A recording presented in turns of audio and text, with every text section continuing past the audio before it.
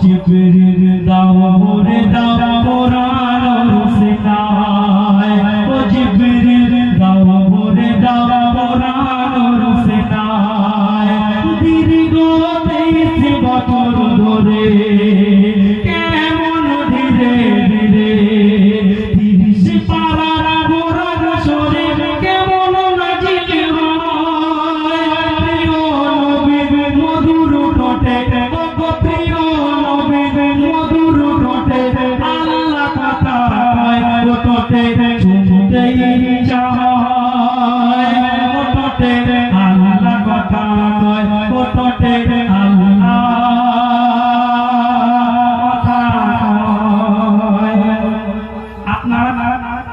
আবু জেহেলের নাম শুনেছেন?